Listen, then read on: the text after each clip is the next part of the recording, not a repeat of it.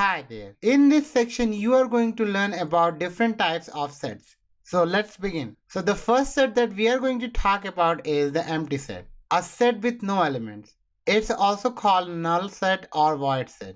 So basically, if we have a set and that set does not have any element or entry, then that set is called empty set.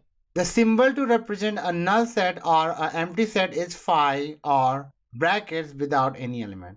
So basically, as you can see, the brackets are empty. Now let's consider an example. So the example is set A is equal to x such that x belongs to n lies between 5 and 6.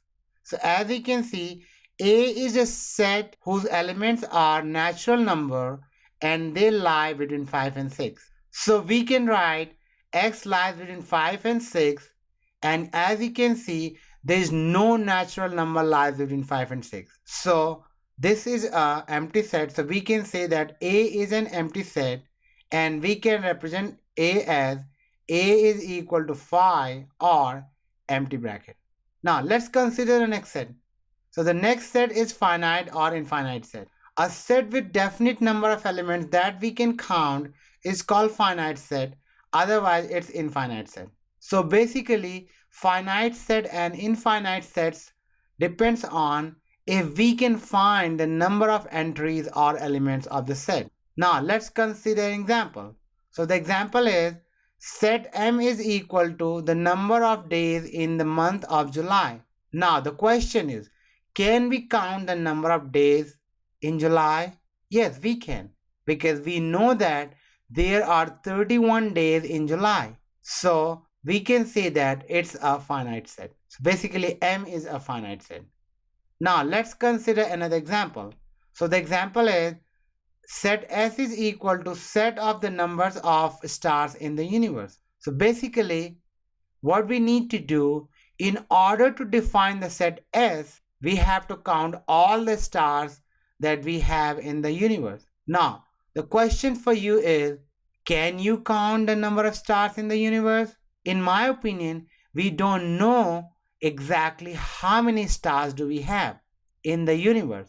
And basically, it is impossible for us to count the number of stars in the universe. So, the number of stars in the universe is not a well-defined set, and we also don't know what exactly the number of stars we have in the universe. So, it's an infinite set. So, I can say that S is an infinite set, which is basically the number of stars in the universe. Let's consider the next set, which is equal set. So two sets A and B are equal if and only if consist exactly same element. So basically, if we have two sets A and B and they have exactly the same number of elements and same element, then those two sets are called equal set. Now let's consider an example.